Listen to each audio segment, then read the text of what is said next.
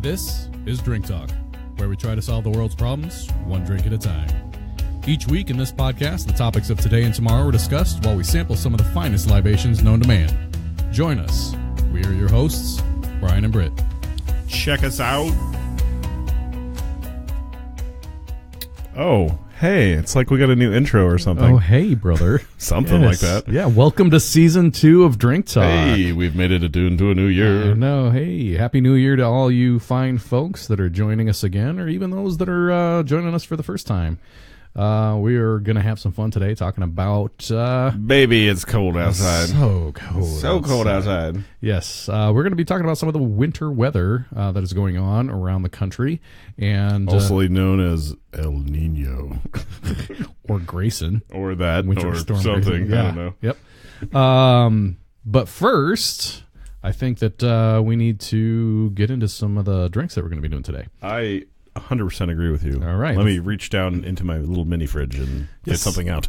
So I went to one of my favorite places today, and at Growler USA, and they have 100 taps. Now, not 100 beers on tap. They have 98 beers, so we'll call it close. I still haven't been there yet, Brian. Come on now. Pretty darn good. Well, I know you've invited me at least once or twice, but I just need to start going with you. It is here in Omaha at about 163rd and Maple.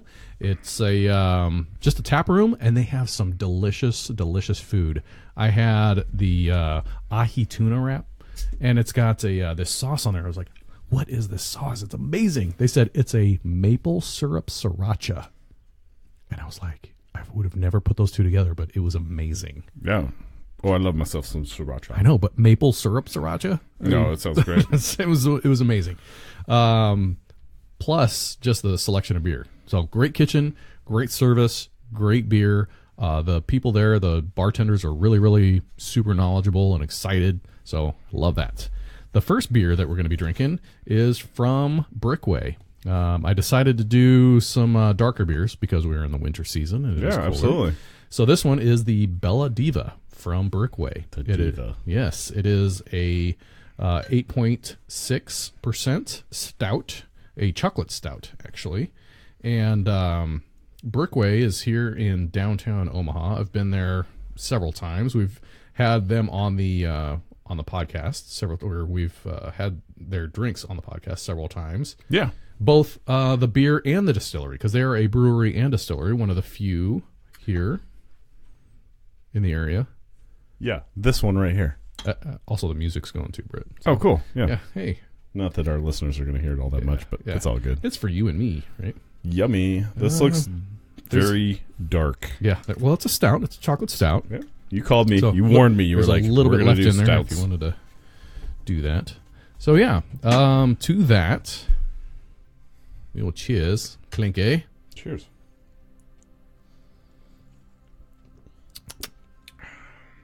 Yeah, some deep, dark chocolate notes in there. Very chocolatey notes. Even though it's not a nitro stout, but it's still very smooth for regular carbonated stout.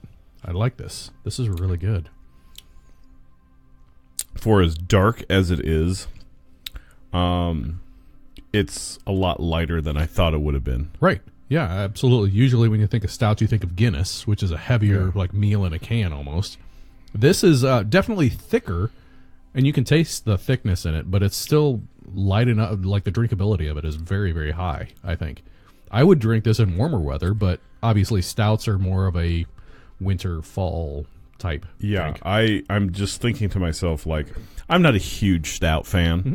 And when you said you were going to do stouts tonight, I'm like, yeah, whatever. You know, I enjoy... Expand your horizons. Exactly. I mean, for the longest time, you were drinking IPAs, and... I'm like, no way, no way. The same and way. now I'm like, that's the only thing. Yes, I drink. way. All the way. Yeah, give me more of the flavor, the better. And yeah, you might be starting to expand my horizons on stouts. But when I took a sip of this, I guess it would have been my second sip.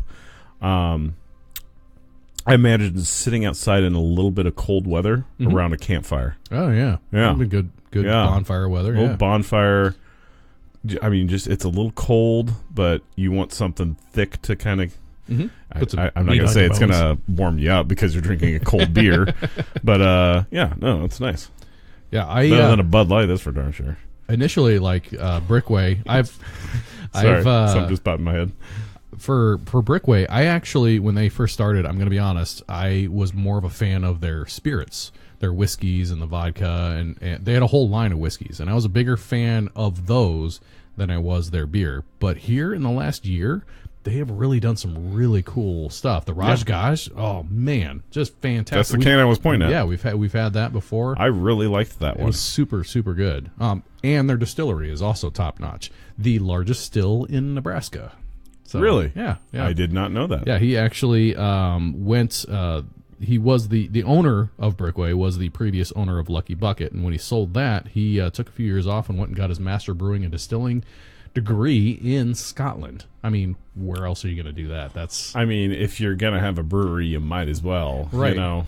So, and then he came back here, and he actually had it custom built, the largest still in Nebraska. Very cool. And is that the one that's downtown? Is it actually? Yeah, you can. We need to get in touch with them since we do a lot of their stuff on our show. Maybe they'd be like, "Oh, hey, you guys have been sponsoring us for a long time. Why don't you sponsor us? You know, scratch your back, I'll scratch my back. Get us some brouhaha." Anyway, that thing that just popped in my head. You and I are both part of the Nebraska Brew Crew page. It was funny. Somebody, I can't remember where they were at, but it was all like IPA $7, Radler, $6, and then at the bottom of the menu it said Bud Light $15. I was like, nice, yes, awesome. So you want to go to my bar and order a Bud Light? $15. Yeah, we'll get you one, but it's gonna be $15. So last week, and I didn't talk about this last week on the podcast, but that was because we had the podcast on Saturday last week. That's right. So on the new time, new bad channel. On Sunday, after that, I went to the Creighton game, and after the Creighton game, we ended up going to Countryside Village. Creighton game, how was that? By the way, it was really cool. Were you able to sneak into the Alexis Club? We did not try getting. Yeah, like you had sent me the pictures after we had left, and I was like, thanks, but gotcha. So I took the friend of mine that got me the tickets. Thank you, Josh. I ended up taking him out to Countryside Village to a casual pint. Countryside Village, a small town in the city. You know what? I'm glad you said that because I drove by that the other day. Where were we going? Crazy. Probably to mom and dad's house or something like that, but I had to go down Pacific for some reason. But I saw the casual pint right there. I was like, what is this? How long has that been there? Like couple months? A little. I would say at least 6 months, maybe more. I did. It was the first time I saw it. It was literally like 2 weeks ago, and I was like, I should probably stop in there. I don't think. And now I'm seeing a lot of Nebraska Brew Crew people post about the casual pint and how cool it is. It's like how close it is to my house. Right. It's like a tap room, but also they have this like one whole wall is a cooler of beers, like you would find at a grocery store. So with that said, you have a crowler that you brought, and those are for. The growler, not crowlers. Those are growlers. Growlers. They're glass. Glowers.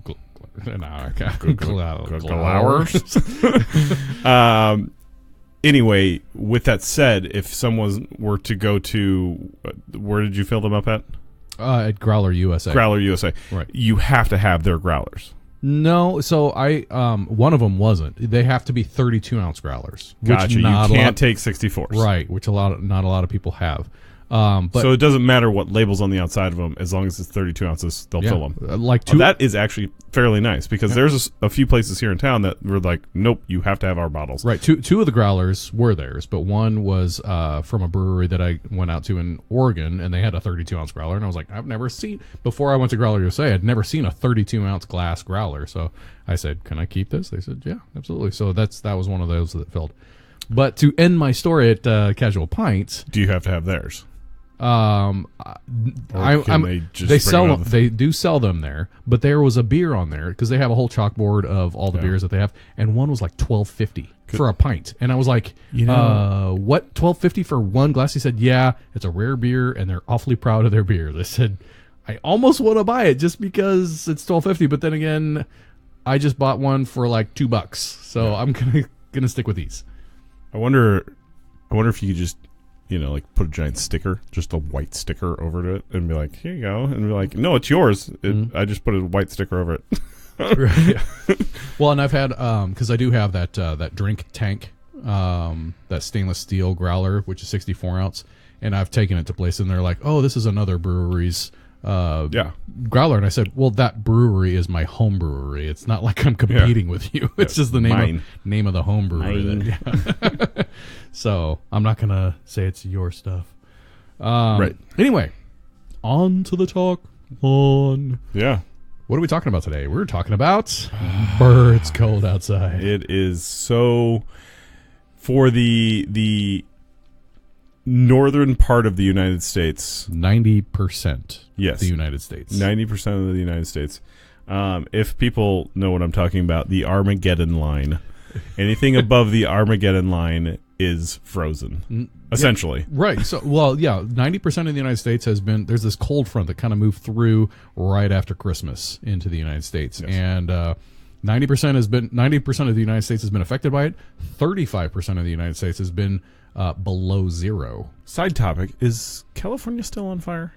Because of the cold weather, I haven't really been paying attention. I haven't either. But they were on fire, and now we have cold over here. And yeah, it's like usually the cold weather brings dryness, even though there is some precipitation. Yeah. So I don't know.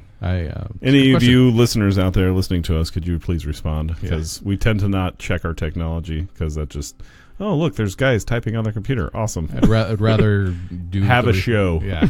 So they had the coldest ball drop on New Year's Eve in 100 years. It was 9 degrees. They said it has been the coldest New Year's Eve in the past 50 years.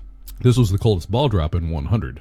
Oh, okay. Well, I mean, for New York, I'm just saying New Year's Eve as in the country. The whole. Yeah. It's been 50 years since it's been this cold. Yeah, there's a lot of... So there's people out there still around that have felt the wrath of cold. Well, we actually had some record low temperatures here in Omaha and Des Moines and Buffalo and all across the United States. Temps are 15 to 30 degrees below normal. And when things of that happen, other things start to happen. I have a car that sits in my driveway 90% of the time, and I haven't driven it for 2 weeks, maybe 3, almost now. It's not on blocks, people, just so you know. It's not on blocks. It's our spare car, and we use one. Like you do. You have a spare car. We use one car, and we're happy with using one car. When I'm at work, my wife's at home being a stay-at-home mom, and then if she needs to do errands, she does them when I come home. And it's not a big deal. One car is great for our family. I take that car if she needs to take Ivor to school. I think you need a scooter. I've actually been looking into motorcycles and scooters, but that's for summer. Yeah. Anyway, so we watch my best friend's child, Justin's child, Monday through Friday, and he came over and was like, "Hey, Carly, does Britt know that one of the back tire on the car is flat?" And she's like, "Oh, no, he probably doesn't. I mean, we haven't driven it for a while." And so I come home, and she tells me, and the next day I go out, and I was like, "Oh, yep, it is flat." Like on the rim flat? Like on the rim. Like it was flat. And I don't drive it very much, so I'm like, I'll just deal with it this weekend. Literally the next day, he comes, and he fills it. He has a little air cigarette lighter pump thing, and plugs it in, fills it up for me, and all that stuff. And Carly's like, "He's outside right now filling up your tires." I'm like, so I call him up. I'm like, "Dude, you didn't need to do that." He's like, "It was in my trunk, I'm like, "Dude, you're awesome." So nice. Way cool, Justin. Awesome. Yeah. Shout out to you. I remember a little story on New Year's Eve. Went and filled up with some gas, and it was so cold outside that the computer at the gas pump was like super slow. Like you'd push a button and it'd be like, thinking. So every time we get snow or like sleet or something like that, and then it gets cold enough to freeze, none of the parking meters work downtown. None of them do. Like you try to push in the buttons and they're just frozen stuck. I mean, here's my thought process. I haven't gotten a ticket yet, and I put my credit card in there and take it out. And it's all like, choose your parking, and you can't choose your parking, and it's just stuck on an hour and a half, or depending on your meter, you could be at 2 hours. They've got 2 different style meters. So some are 2 hours, some are 3 hours. Anyway, But then you just have to, if you slide your card in, pull it out, you just have to go with that time that's in there. And it's just like, takes like 3 minutes to process, and it's finally just goes. It's like, okay, cool, you're good to go. But I mean, like, if they give you a ticket, it's like, the thing didn't even work. Right, yeah. You could probably battle that in court and be like, it was frozen. The locks on my car have actually started to squeak because the temperature's been so cold, and it's just the plastic just when it comes up. Really? You can hear that? You can hear it when they unlock. Yeah, pretty crazy.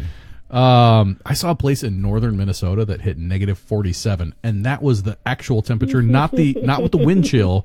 That was actual negative 47 degrees. I think my nipples just got hard there.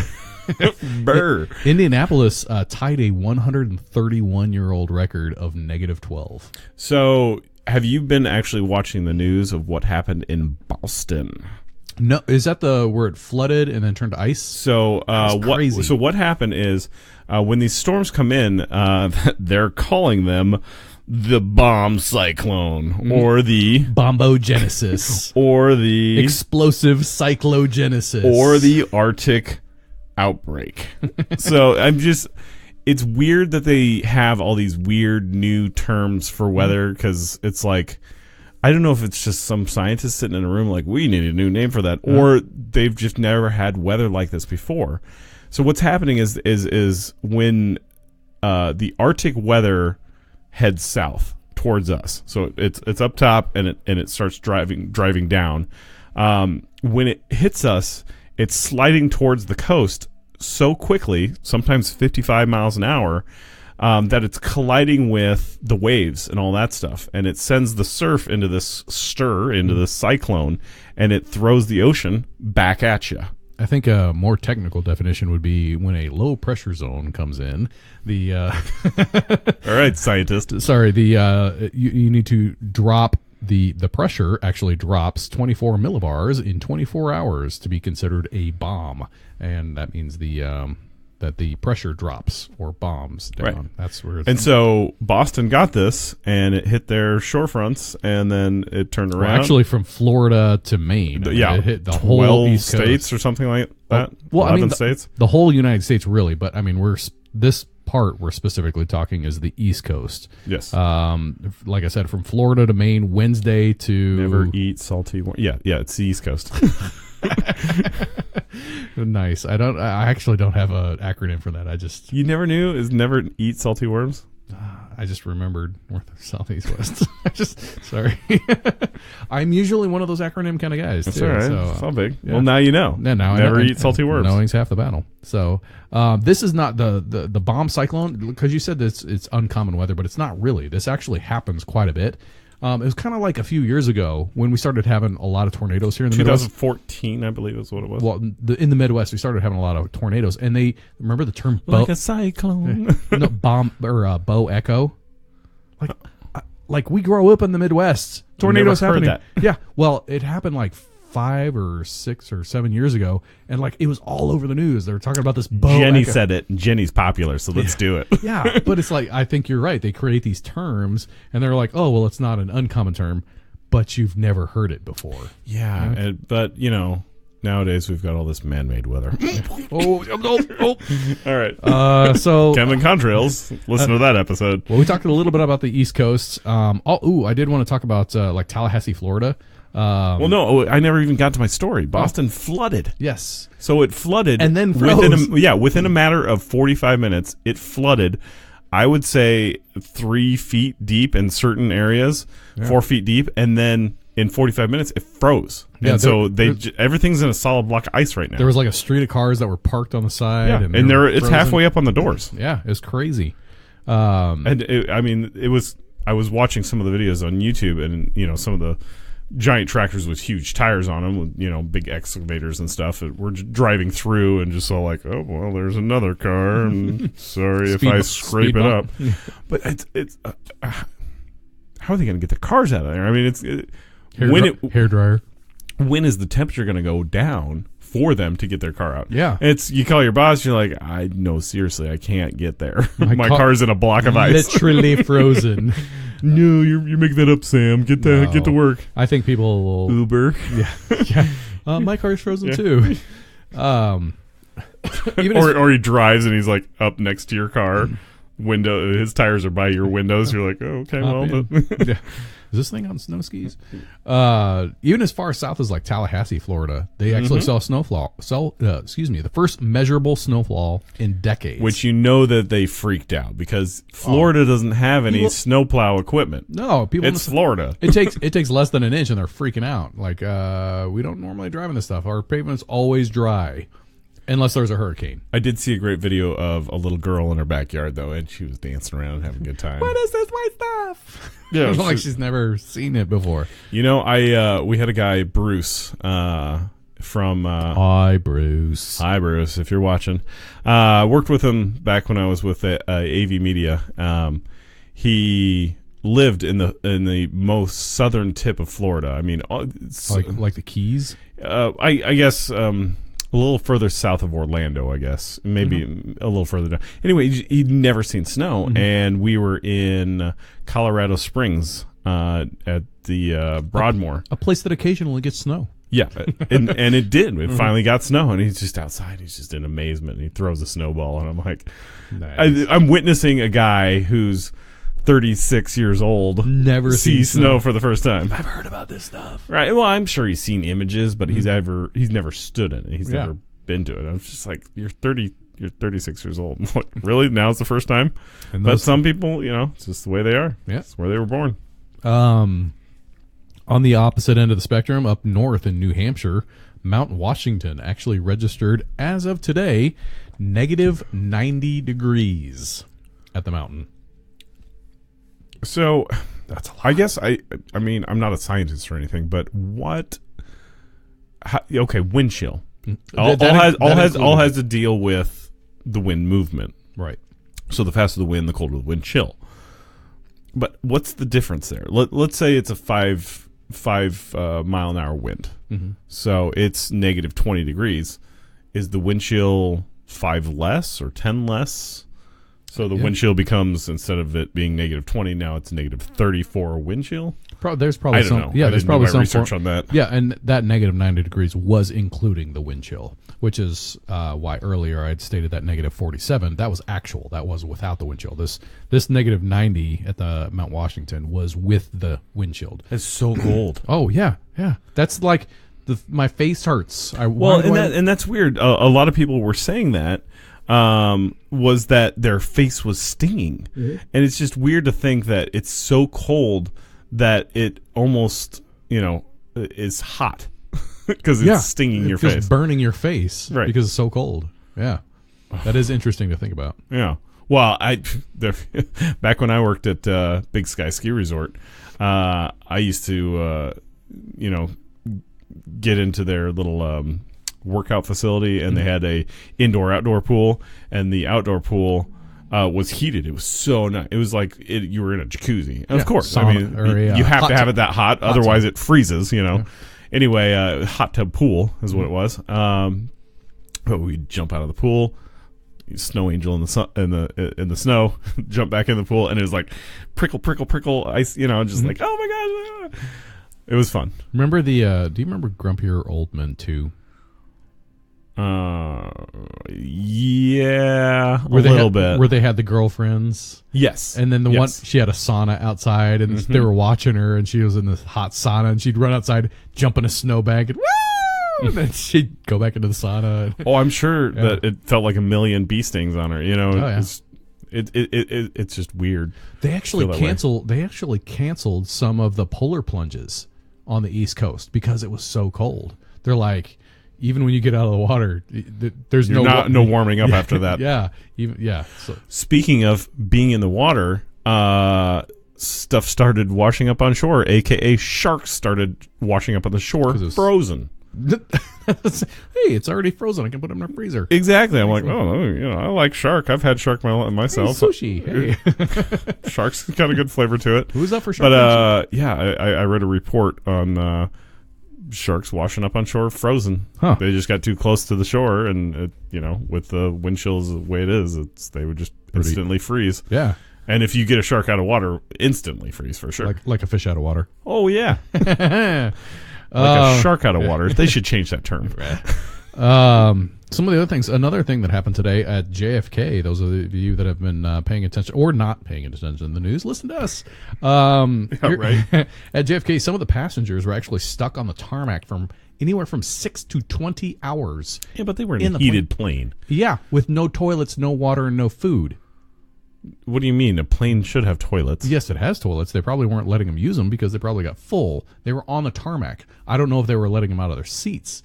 But they had to start taking those portable stairs over to planes to let them out and all that. Yeah. Were their tires freezing the ground? No. So what happened was the backlog from the storm. There were so many flights that got into JFK, they didn't have enough terminals for them. So they were just like at a gridlock. Like they'd land and then they'd get ready to taxi to the terminals, but there were no terminals available, so they just sit there on the tarmac. That was the cutest little cough I've ever heard. It's like the whiskey cough. Yep. Well, speaking of flights, I remember a time when I was in Florida.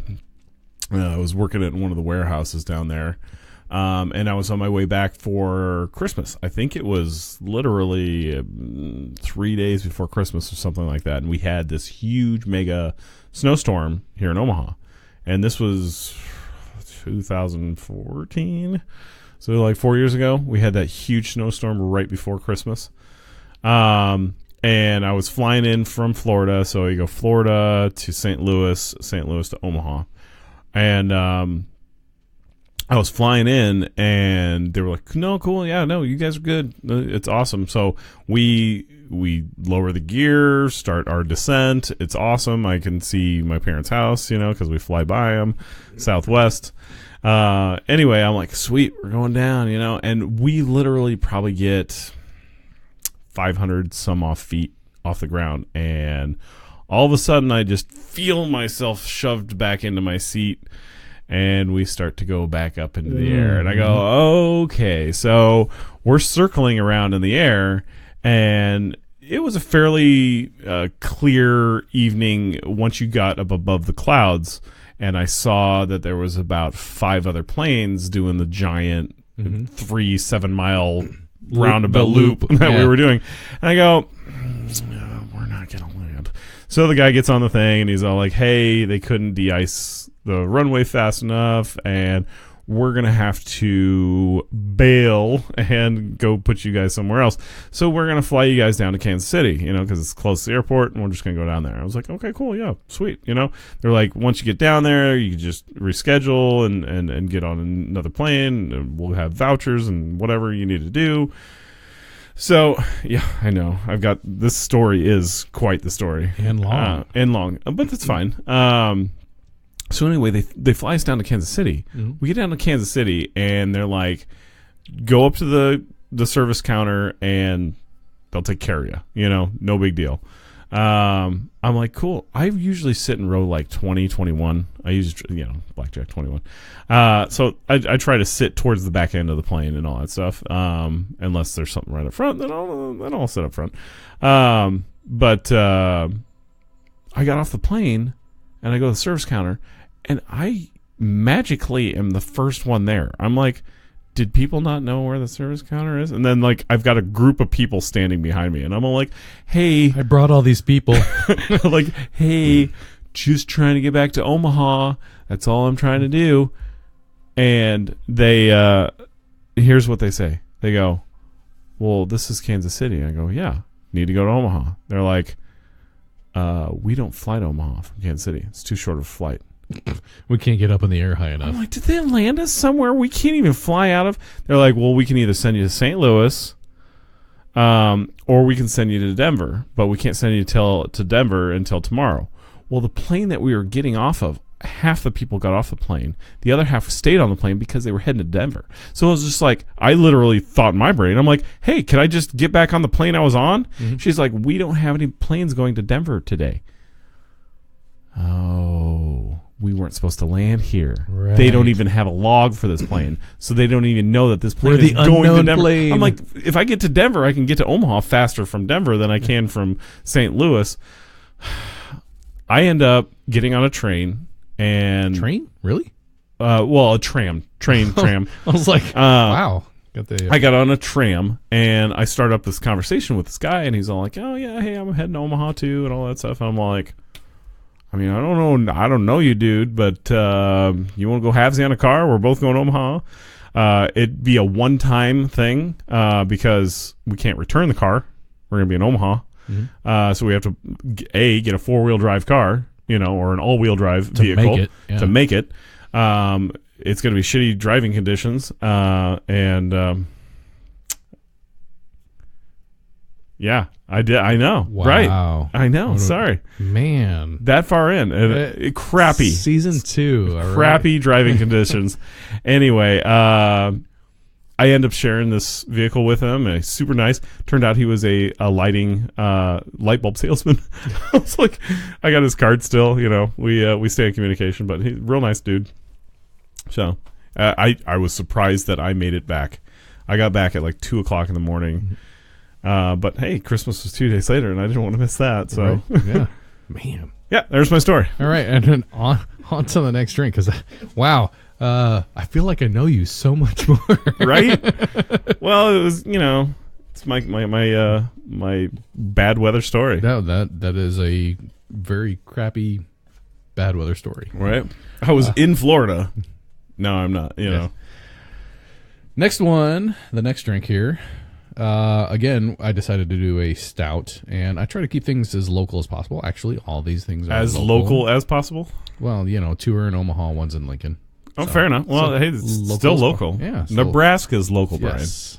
Yeah. Anything in Nebraska is local. I'd even consider South Dakota or Iowa. I don't know if I'd consider Kansas City, but I don't know. Boulevard's pretty good, man. Iowa, South Dakota, Nebraska, I would all consider those fairly local. Yeah. Anything from Chicago, it's right out. It's right out.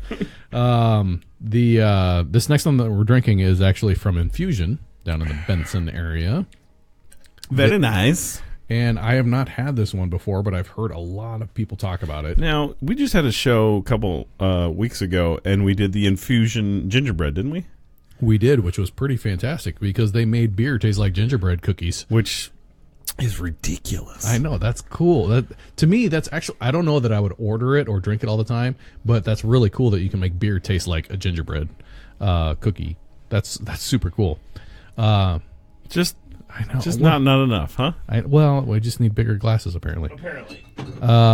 So this is a 6.7, maybe a little less than the last one. The Brickway was a 8.6. This is 6.7 ABV, 25 IBU, and like I said, from the Infusion Benson Brewery. Not Benson Brewery. Infusion in Benson, because the Benson Brewery is different. Yes, completely. This is the peanut butter stout. Peanut butter stout. I'm ready for... I think we've had the peanut butter porter. I don't know that we've had the peanut butter stout. I'm ready for some peanut butter in my mouth. All right, let's see. Oh, I can smell it. Oh, yeah. You definitely smell it. Mm-hmm. Oh, and taste it. Oh, my gosh. Yeah. It literally tastes like a Christmas peanut butter. I taste the little hints of like dark chocolate and peanut butter. Because stouts, to me, are like a chocolatey kind of flavor. So, like a bitter chocolate flavor. The Christmas treat that everybody loves, and it's like a little pile of peanuts with like chocolate over them. I don't know. That's not my favorite, but okay. Yes. But that chocolate treat that's just like some peanuts somebody piled up, and then they poured chocolate over them, and then you just have that. Or they did the white chocolate over them. That's what this tastes like. Mine's the peanut butter cookie with the Hershey Kiss on it. Yes, that would be that one too. Yes, absolutely. So that to me is what this tastes like. Oh, this is good. I really like it. This is good a lot. This is. I have to say, it might have been. I think this is a little better than the first one. And I think Infusion, for the beer purists, I think Infusion is going to catch a lot of flack from the beer purists because they infuse their beer a lot instead of actually the brewing techniques. But if you're looking for really flavorful beer, Infusion's the way to go. And it's in their name. So infuse beer with things. Their blonde is good. The vanilla bean blonde is very, very good. That is actually their go-to. That's their number one. Yeah, the one that carries them. Yeah. For sure. But this peanut butter, I wish we would have had this on Christmas. That is nice. I don't know. We had the gingerbread cookie on Christmas. That was good. It was good. Yep. So back to the talk a little bit. Remember Erie, Pennsylvania? What happened there? Yeah, well, it's Erie, Pennsylvania. 65 inches of snow in just like 2 days, like a day and a half. Huh. That's almost 6 feet of snow in a day. Thanks for doing math for me. Yeah. I'm like taking my tape measure out. I'm like 50, 48, 60. Okay, yeah, you're right. 6 feet. Yes, 72 inches is 6 feet. Yes. So this is 65 inches. So it's like whatever. Once you shovel it, it becomes 72. Yeah, that's the last house that I don't have a big enough snowblower. Well, and that's the thing. So, like, remember a few years ago when we had that heavy snow, and then it didn't melt, and we got another heavy snow, and then it didn't melt, and we got another heavy snow. And I had a driveway that had retaining walls on both sides, and I had a really nice snowblower. Oh yeah. That house, I remember. Yeah, and it did not like. It got to the point where it wouldn't throw the snow up high enough, and I had to throw it out to the street, go out into the street, and then throw it in my yard because that's like it would not. I couldn't pile it high. There's an area in my driveway that I have to do that same thing. I have to throw it forward, and then I have to throw it to the side. Yeah, well, you have bushes on both sides of your driveway, so I could see where that would create a problem. Right. So I have to throw it forward, and then I have to throw it to the side. Yeah, which is not a big. Because you don't have really any room on it. Lately, it hasn't been that big of a deal because this is in the first 3 years I've had that snowblower. This is the first time I've had to use it. Nice. You know. I actually kind of enjoy the last 2 years. We just really haven't had that much snow. Well, it's been such a minuscule amount of snow. I just go out there with my leaf blower and I go, you know, which is a slick way of doing that. Yeah, just blow it out of there. But but you got to do it right away when it first comes down. Right. Otherwise, don't walk on it. Don't have a car drive on it. Exactly. Because once that happens, then you're stuck. Sticks to the yeah. I actually enjoy hand scooping a little bit. Kind of like why I enjoy. I have one chopping of those down trees. I have one of those ergonomical shovels. Mm-hmm. Yeah, you know, it's got the little bend in it. Yeah, it doesn't do nothing for my back. It still hurts my back. So I found a really cool new snow shovel at Lowe's. I'm going to give a little shout out to them. It's a double handle, and it's got the ergonomic, and it's more like you push it, and then you don't even have to like lift. You can just like push and then just like tilt, and then it's really remember the one we had back out in Ponca? Yeah. Like it was built. So it's a new version of that. It's not as big. Maybe it was in Ponca. Maybe it was Eagle Run. Well, but I think we had one of those scoop things. Mm-hmm. Did you see the guy on the internet that used a 6-foot table? Like one of those plastic tables with the legs that pop down? No, I don't know if I saw that. So the guy, he didn't put the legs out. Mm-hmm. He just used it as a table, and he had it kind of at an angle, and he just pushed it, and the table made a 6-foot wide cut in the thing. And then he flips it up on the side, which is now, it becomes like 3 feet, and he did his sidewalks. Huh. And it like worked perfectly. Well, now, I'm sure it's tearing the heck out of the plastic that it's on, but he did his driveway. Like, his driveway is twice the size of my driveway, and he did it in like a minute and a half. Well, and it depends on the so you and it depends on the snow too. Yeah, powdery, it was very powdery snow. It's got to be powdery snow. It's got to be not trampled on or driven on or whatever. So, yeah. Fun fact: how cold do you think it can be for chickens to be outside? I'm going to go with -2, which 20. Is it 20? It's 20. Dang it, that was well. At least that's the closest recorded one is before they die. Is -20. I started typing in how has the cold weather affected the United States 2018, and as I was typing in how has the cold weather, all of a sudden it went to autocorrect, and it went. How cold does it have to be in order to have chickens out, or how cold can it be for chickens to be outside? And that came up was -20, and I just thought, If it's going to be that cold outside, I don't think you want to keep your barnyard animals outside in a chicken coop. It's once it gets to be -1 or 2, like you were saying, Brian, I would bring those animals indoors. That, or if you've got a barn to put, you don't want to bring a cow in. If you've got a barn to put them in, and or a heating blanket or some kind of blanket that you can actually throw over the animal, you're going to want to do that, because once it starts getting into the negatives, you don't want any kind of barnyard animal out in the open air. One of my favorite sayings. So chickens would be in my basement at -2. For sure they would be. Speaking of -2, I had a funny saying from that. My sister-in-law, she's in town from New York, and she actually, at -2, when we were -2 here in Omaha, she's like, it's 100 degrees below body temperature. -2. I just thought I was going to laugh there for a second, but yeah, you know where I was going. Yeah. That's actually pretty funny. It is. And I had something to say right then and there, and it just went right out of my out the brain. Yeah, out the brain sometimes. Should we talk about how to keep warm in this cold weather? I don't think I want to go there quite yet. I still kind of want to talk about the coldness. What this coldness is reminding me of is the movie The Day After Tomorrow. Right. Remember that movie? Yeah, Randy Quaid and Jake Gyllenhaal. Yeah. They said Armageddon's coming, and it's not coming in the form of heat, like people would say. It's coming in the coldness. And if you haven't seen that movie, this kid goes to New York on a field trip, and the cold starts setting in, and it gets so cold that you literally have to be next to the fire in order to stay awake. And he ends up in a library.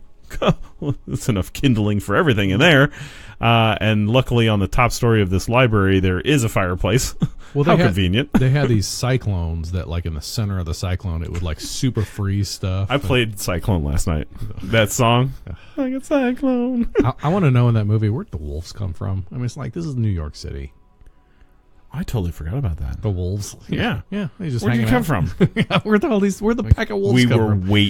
We were waiting for the temperature to drop, and now it has. We're coming in. Yeah, we're coming to get you. Yeah, right? Anyway, it's an interesting movie, but there's not a lot of scientific fact in the movie. Well, I said not a lot. Not a lot. Well, here's my thought process on the thing.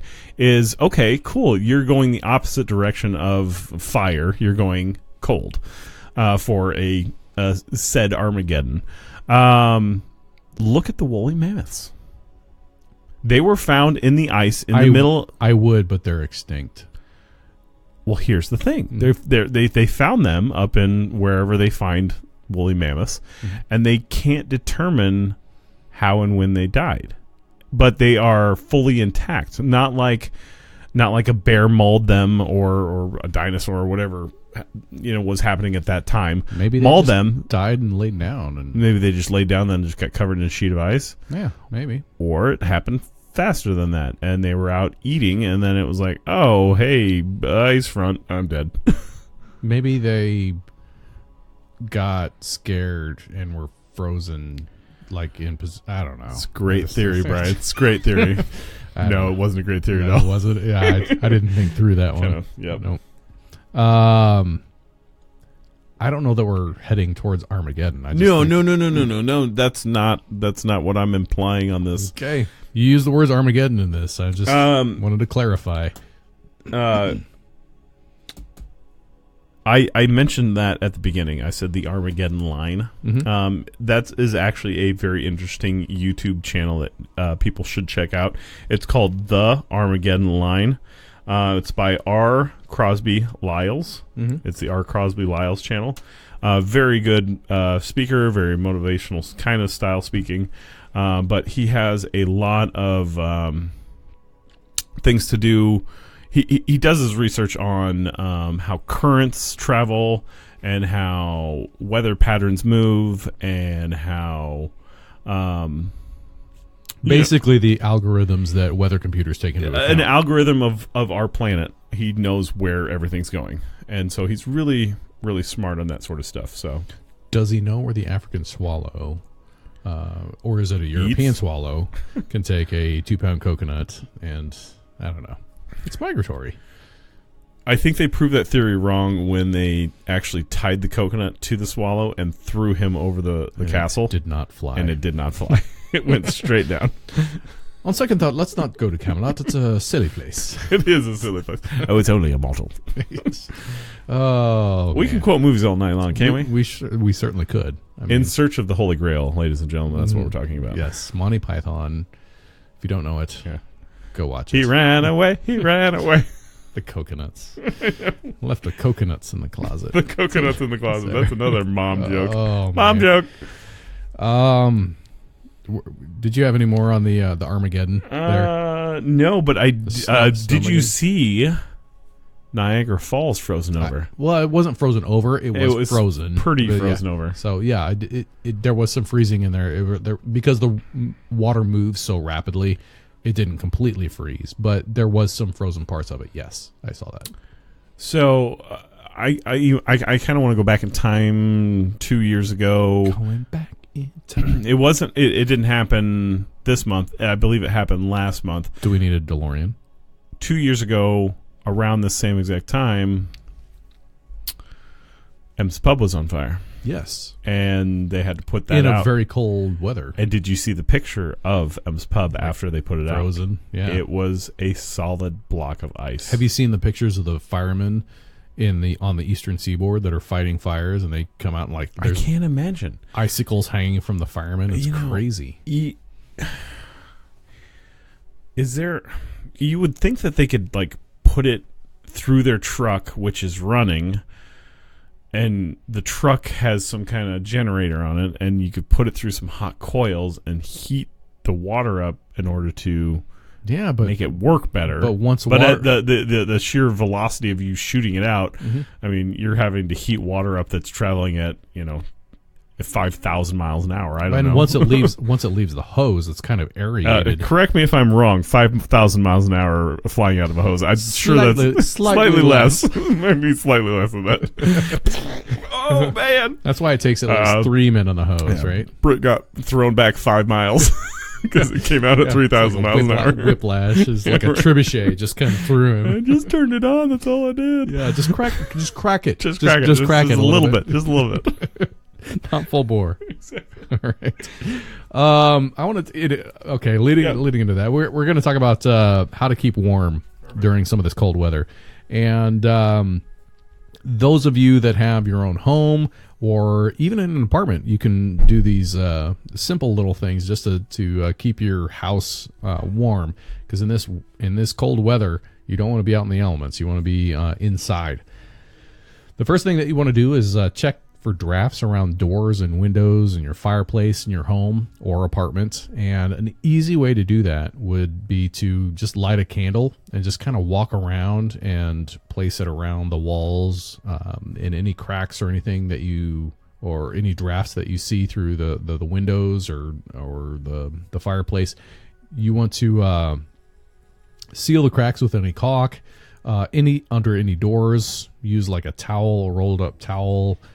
For windows, for the outside, you want to use caulk, but on the inside, they do sell window film, and it's a little heat sink. It's a pretty slick little deal, very, very inexpensive. In a pinch, you can actually, excuse me, you can actually use bubble wrap for smaller windows. Yeah, well, my neighbor next door, he actually has the wrap that you put on the windows. The shrink and wrap. then you take the hairdryer and you shrink it up. Yeah, yep. I could. Yeah. Our bathroom's close by. We can kind of hear what's going on still. In a pinch, you can still use bubble wrap. Right. But the thing is, then you can't see out your windows anymore. Right. But even with the shrink, even with his, it's kind of weird. I can't see through his windows anymore, which is fine. Whatever. That's a little hazy. And now he can't see me. I would say using that on smaller windows, like on my door, I have like small windows on either side of the door that are frosted. You can't see through anyway. Yeah. Use bubble wrap in those. You're not going to see through them anyway. Yeah, that's good. That's a good tip. Yeah. Drapes and curtains. there was a huge difference in our living room. We we bought a new home just a few years ago, and we finally decided to do drapes on the outside. And you close them and open them every day? Yeah, so we leave them open during the day to let the sunlight in, and then we close them once the sun goes down to kind of trap that. We have drapes, and I difference. should start closing them. That's what I should start doing. Goodness, now that I rearranged the living room. Yeah, it's a huge difference. We've noticed because before we just had the we had not really shutters, but we did have like a little drop cloth kind of thing where the previous owners of this house did a really good job and put brand new Pella windows in throughout the entire house except for two. 1, 2, 3. There's 3 windows in the entire house that aren't brand new Pella windows. And doing brand new windows, while that is a cost saving measure, is one of the more expensive cost measures. Good thing I didn't have to do it. Exactly. Yeah. But again, go ahead. Back to the drapes. You want to let that sunlight in during the day because the sunlight really heats up your house, especially on like for us, the windows on the north side we keep closed all the time, but on the south side of the house we leave them open. Let the sunlight in, and then at night when we get home from work, we just close those drapes and hold that heat in, and it's a big difference. That's good. Good to know. Another drape-like material. We use heated covers. The trick with those is knowing that you're going to go to bed. You want to turn those on about 20-30 minutes before you get into bed. Turn on your heated sheets and you get in, and oh man, I'll tell you what. Oh yeah. I usually turn mine up to like 7 or 8. It only goes up to 10, and I get in. It's so warm. But as soon as you step in that bed, you turn that back down to 1 or 2 because if you sit there on 8, you will cook like a chicken. You know what else is nice is putting your pajamas on that electric blanket. So when you get out of the shower and you put on your pajamas. Ooh, I didn't even think about that. That's nice. Yep. Another trick is to put the electric blanket like on your couch, because your couch, the furniture, holds a lot of coldness in it. So if you put your electric blanket on the furniture, it'll actually heat up that furniture and it will radiate around the room. Right. Another sweet little tip trick that I got good from my good friend Dave Payton up in Chicago. So these vents that are down here in the basement really only need like 2 or 3 of them out of the 8 that are down here, so I shut a lot of them. Well, then my basement becomes cold, and well, it depends on the winter summer how you want to do the vents in the basement. Right. So, and my furnace has a winter summer switch on it, and we do that, and then a few of the vents we close down here. That, the one right by literally right where the vent is at. I close that one. Like, you are literally 1.5 foot of where it's blowing from. Close, Right. But he told us that one of his AC buddies told him to your fan that you would normally put on automatic, change that to on. And since that since I've turned it on and it's just on all the time, it has circulated that hot air throughout the house, and my basement's a lot warmer now. Well, and to that, those that have an icy basement, turn on the fan. Or if you have ceiling fans in your home, turn them the opposite direction. A lot of ceiling fans have a winter mode. Yeah, it's that little switch that's on there. That's what it's for. So it rotates it the opposite direction. Right. So you want it pulling the air from down below, and it'll actually circulate it up to the ceiling and back down around. It doesn't blow directly down. That's summer mode. Winter mode kind of brings it up, circulates the hot air that's above it around and back down into the room.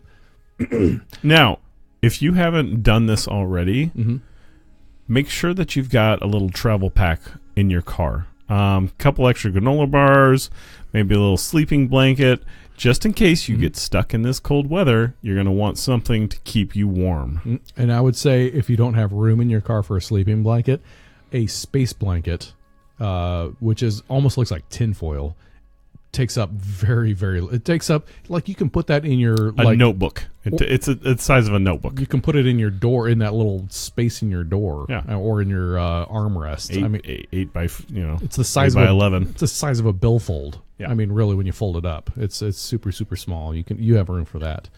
Back to what you were saying about the vents and all that. You want to make sure that your vents and returns and radiators are free from obstruction. Yes, one thing we did find, we did some rearranging here. You saw that Guyver got a new bed. Mm-hmm. We took his crib and put it in the spare bedroom for Hudson, who we watch during the week. And we noticed that it was always cold in that spare bedroom, and we didn't know what was going on. Well, come to find out, the vent is behind the dresser that we had in there. Now, the dresser we had pulled out about 3-4 inches from the wall, so it was still a viable vent. But as soon as I pulled that dresser away, took off the mirror, and switched it to the other wall, the vent was closed. I was like, oh, well, we didn't even have it open to begin with in the first place. So, yeah, make sure that your cold air return, which is the register that's usually down towards the bottom of the floor, not on the side wall, and it's not blowing out any air, that cold air return is free of all void of all objects, and your vent is void of all objects. If you don't know the difference between a vent and a return, the return, you cannot do any direction to it. Yeah, it's just an open vent thing. Yeah, and in a vent, you can actually change like open, close. Yeah, open, close, or the direction of it, and sure. all that, depending on the style that you have. So usually you find those in the ceilings and all that, but returns are usually on the wall.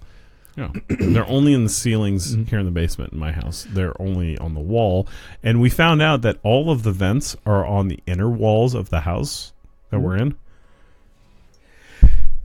Oh man! Right? You tried to be quiet, but then it says weather, and hence why we changed our living room around. We're closer to the vents. I like the fact that when you sneeze, you say "achoo" instead of sneezing. It's just kind of awesome. I just killed 3 brain cells. Brain cells. That's why. Yeah.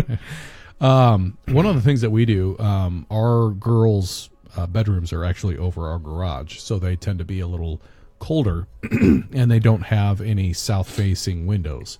They have west-facing windows, and so there's not a lot of daylight that comes into their room. So we use oil heaters in their room, and the neat thing about the oil heaters is they are a little warm to the touch, but like there's no like heating element that's exposed to anything. So now I have heaters I plug into the wall. What's an oil heater? I don't even know what that is. It looks like an old school radiator that's portable, and there's oil in it, and there's a heating element in it. Yeah, no, I have one of those. Yeah. We had one for Mr. Biggs back when we were at Grandma's house. He used to live downstairs. That was his territory, and it's his place. And we put him up in the wash and dry room, which was its own room itself. But yeah, I had one of those. I need to drag that out. Those things are awesome. They're warm to the touch. I mean, they're not like I'm going to burn myself. But they are hot. We have a newer one that you just set the temperature. And you can set the temperature on this one. Yeah, but it's like it's on all the time. And when the temperature drops below, it just kicks on. And when it heats up the room, then it shuts off. And it's a pretty, you can just like set it and forget it, which is kind of cool. The ones we have in the girls' room, we only do at night when they sleep. So we set like a timer, like for however long they're sleeping, and a temperature for the room that we don't want it to get above, or below, I should say. Yeah. So, we had talked about the electric blankets. Those were pretty cool. Some things, if you have like wood floors, like Britt, you have some wood floors, putting down rugs help retain the heat. Yeah, rugs are definitely a key thing. Yeah, or if you don't have rugs, wear socks. Well, at least I use a lot of rugs in my kitchen for just for not tracking in the snow and elements and all that stuff, for keeping the floors clean. Are we on the? Oh yeah. I mean, I wish we would have got this one before, because the name of this one is what we kind of wanted to before we got into some of the winter weather know-how and tips and tricks and all that stuff. This break is now brought to you by the wisdom. Yes, winter wisdom. So this is our Empyrean. This is the from Lincoln, Nebraska. It is a hazelnut brown ale. So this is not the stout. This is the only non-stout that we have tonight. And it is the least amount of alcohol content, 5.3% alcohol by volume, and 18 ABV. Again, by Empyrean from Lincoln. So, careful. It's a little frothy. Well, it's not a stout, so it's not as heavy. No, it wasn't. And I just tasted the suds in it. I can tell. Those of you that weren't with us prior to this show, we were actually drinking on some Voodoo Ranger. Now, Voodoo Ranger does a really good job with their IPAs. And I love their new format of this skull-looking guy hanging out. But Voodoo Ranger, which is New Belgium Brewing Company, came out with a Juicy Haze IPA. Mm-hmm. And that was good. It was nice. It was a nice. That was our pre-gamer for sure. Yeah, I came a little over early. Yep. Yeah, we had some season 2 stuff to go over. I had to record a few things, do stuff. So we got it on the third shot. I know. Britt said 9. I said I got it in 3. So yep, he's pro. It's pro. Anyway, back to the hazelnut brown. Yeah, doesn't really have a big aroma at all to it. Well, since I just did a huge sneeze, I really can't. It should have cleared you out, right? This is really dark for a brown, though. Who did this? Empyrean from Lincoln. Is this the? Oh, it's a winter ale, or the winter wisdom is what it's called, but it's a. Yeah, I'm just trying to think of with Empyrean. I used to usually like their ESB. What turned me on to Empyrean was their oatmeal stout. Which was delicious. I haven't had their oatmeal stout. Mm-hmm. But now their Firehouse ESB, that's what I used to have. And also the Mango IPA, which is more recent. Oh, yeah. No, that was, I'd say that's But yeah, their Watchman IPA is really good. But with this said, not as dark as the first one. Well, this isn't a stout. So the first 2 we had were stouts. This is a brown. Oh, gotcha. Sorry, yeah. I was focusing on other things of my That's all right. You got life. A lot going on behind the counter there. You're good. So it is. It's very light. You can see through it. I mean, barely. I've got lights behind you, and I can see right through to the light. Mm-hmm. No, blinded by the light. It's a little dark for a brown. I think it's more. I think this is closer to a porter than a brown because it's so dark. I mean, yes, you can see through it, but it's not like a brown ale is to me like a little darker than an amber, but lighter than a porter. Are you checking all the cards? Well, so we had chocolate stout. That was the first one. And then we had peanut butter and jelly, or PB stout. Just the peanut butter. And then now we have the hazelnut. So yes. There was a lot of little chocolate nuts going on. Yeah, I know. Holiday season. Exactly. Okay. So there was a method to my madness. Apparently. I know that. And don't get me wrong, I like nuts. Nuts. The ones that you could actually physically eat. Mm-hmm. Back to staying warm in the home. We bought this blanket from Costco. Oh my goodness. It's like... Oh, it's like a little throw blanket? Not little. This thing's like king sized. It's amazing. And it's got like... Is it on your bed? No, like on our couch. And it's like sheep's wool and then fleece on the other side. It is the softest, warmest... Lanolin? Like sheep's wool. Like sheep's wool. It takes forever to wash and dry, but oh my goodness, like if you get under it, like if you're wearing a hoodie and you get under this thing, you're like, oh, it's so hot. It's like it traps the heat. It is amazing. So back when I used to work for Sears, that's when we got the bed heater, bed comforter heater. But I also have 2 like little throw blanket ones, and Carly's got one up in her chair.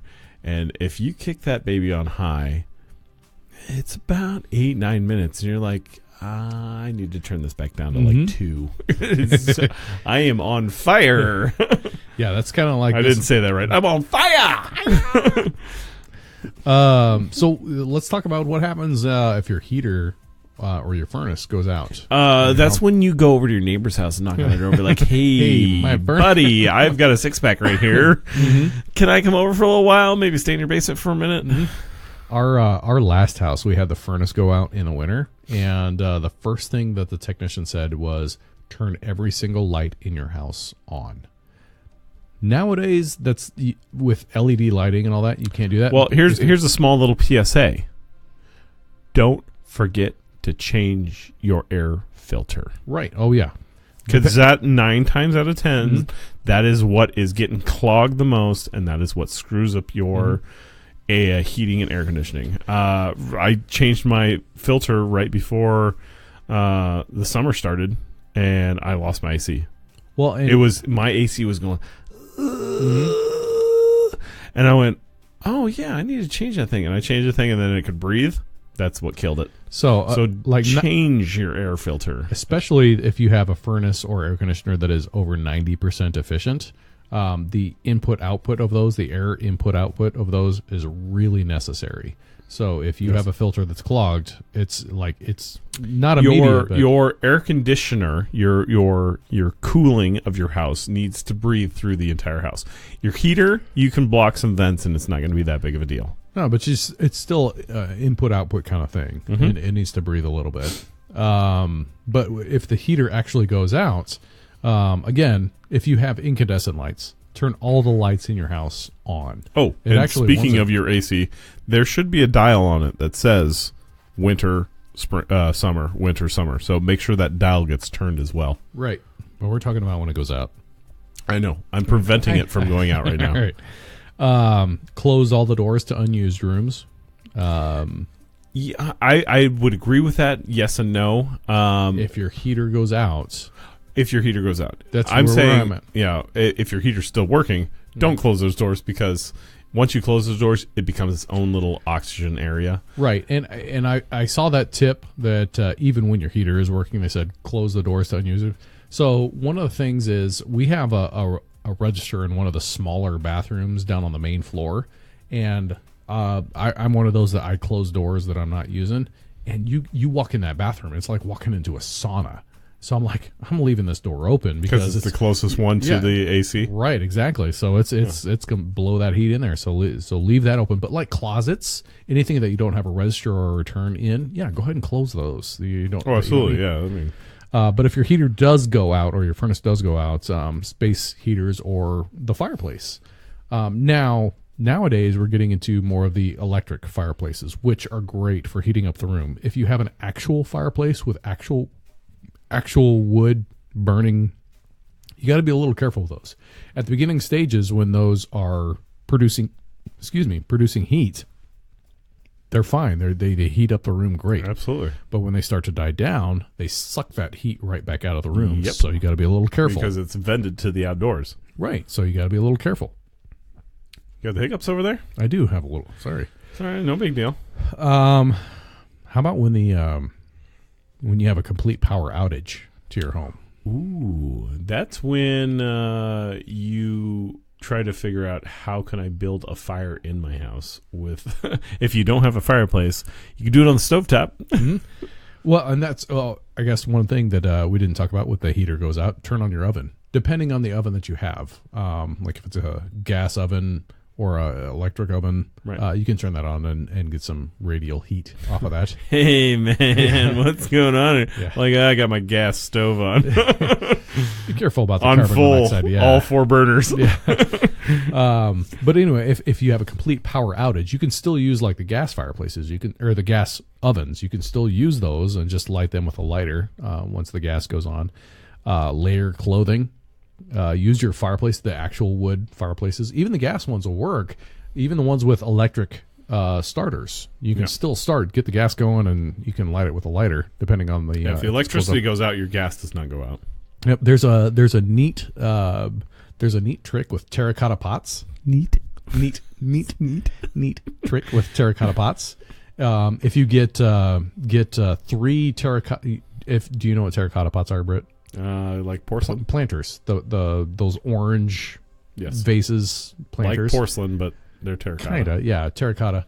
So get like 3 of those in various sizes, and you can get like tea lights, those tiny little candles, and get 3 of those. Put like a little grate over it, and then do the smallest terracotta pot, a medium size, and a larger right over the top, and then because the terracotta pots have a hole in the bottom, put like a coin over it. and it'll heat that first one, which heats the second one, which heats the third one, and it'll just, the radiant heat from that will actually expand into the room. The candles are in each one? No, just like put three tea lights on a basin, light them, have like a grate over that, and then put the terracotta pots over there so the heat, when the heat rises from the candles. The candles are on the bottom. Yep. I'm like, where's the oxygen going to go in the middle and the second one? Yeah, that's completely separate from those. Yeah, it's just the heat. Gotcha. There's also a cool trick for making a refrigerator from terracotta pots, but that's on a different episode. Yeah. Well, at this point, just go throw it outside. I mean, it's so cold outside. Just throw it outside. In the summer, though, you can actually create a cooler outside with terracotta pots, which is kind of cool. Back when I lived in Montana, we would just throw stuff out the window, but you would have to worry about the ranging moose population that they had going on there, and that would eat with your food. But I mean, you were like, where do you have a refrigerator? Open the window. Just put it outside. Outside is the refrigerator. Not a big deal. Yep. My favorite, though, for a power outage is to create a blanket fort, which is where I was going to go with the Costco blanket. That's awesome. So did you know, little known fact, so in igloos, okay, this is everybody knows what an igloo is, made of ice, right? Little cave of ice. Can reach 60. Maybe not everybody knows, but some people do. Now you know. Yeah. Look up igloo. Yeah. Google it. The inside of igloos can get up to 61 degrees Fahrenheit just from body heat, from people being inside. And that's inside of because it's a concentrated there's space. Right. The only exit is the door. So if you think about a blanket fort, you're creating kind of a small igloo or a tent from a place where the heat's not going to escape, and you've got the makings of a warm place to sleep. Well, and if it's just you and a loved one, go ahead and get naked and get under that bed, because body touching body, warm you right up. Absolutely. And get one of them Costco blankets with the sheep's wool, the lanolin. BTUs. Yes. Body thermal unit. I don't know. Something thermal. BTUs. Yes. Binary thermal units. I don't remember what that stands for. I don't know what that is all about. Yep. Oh, that's pretty much all I had on winter weather. Oh, we're an hour and almost hour and a half. Change. Hour and 10, hour and 20. A little shorter than usual, but not too bad. No. So over cold weather. Yeah. Which is still happening. Bundle up, people. We're supposed to have some warmer weather this week, but then it's going to dip back into the teens and below. It's like going to be 44. I'm going to put my shorts on. It's like having a heat wave, tropical heat wave. It is pretty ridiculous. I was telling Brian that this is kind of the talk I wanted to talk about. It's so amazing that people are like from Nebraska. And freaking then, out. the cold weather hits, and it's not the first 2-3 days, because the first 2-3 days everybody's just like, it's cold, it's cold, it's cold. But it's like the fourth day, they're like, when's it going to be April? And you're like, it's wintertime, and it's the fourth day. remember this when you're 90-degree heat here in Nebraska, and you're like, I wish it were colder. I know, right? Yeah. If you don't like the weather in Nebraska, just stick around for 24 hours. It'll change. Oh, definitely it'll change. What didn't get me was last week when this was all happening, right around New Year's Eve, was I think it was the day prior to New Year's Eve. Excuse me. The day prior to New Year's Eve, I had a friend of mine that was in Colorado. He was in Denver, and he's like, it's 55 today. Yeah. And I'm like, it's 55 in Denver? And, cool, we're going to see that in 24 hours. No, we didn't. New Year's Eve, it was actually warmer in Antarctica than it was in Omaha, Nebraska. Fun fact. Now, that being said, it was summer in Antarctica, so... but there are parts in, like, Anchorage, Alaska. Eric's watching right now. Well, hey, Eric. Hey, Eric. Hey, Grant. And hey, Michael. All three of those have been watching. Sweet. So, fun stuff. Thanks for joining us on that. Yeah, right. So, are we wrapping it up? I guess so. All right. Well, you have been watching an episode of Drink Talk. We have been talking about Baby, It's Cold Outside, because it's cold. Oh, man, it's been so cold outside. I know, right? We talked about what's been going on the I'm East sorry Coast, that you've got to go home later. I'm at home. I know. I'm going to crank the heat back on when we get done with this podcast. Yes, I have to go out in the cold again. So, and it's what I think when I came here it was 19 degrees, but it's. I was gonna say it was 11 when the last time I looked at it. Yeah, I don't know. I don't know what it's saying right now. 20. It increased a degree by the time I've been here. Excellent. I got 19. Excellent. All right, I'm going to trust Android over Apple. Ooh, that would be a good talk too. Talk for another time. I'm sure Mike would have something to say about that. I'm sure.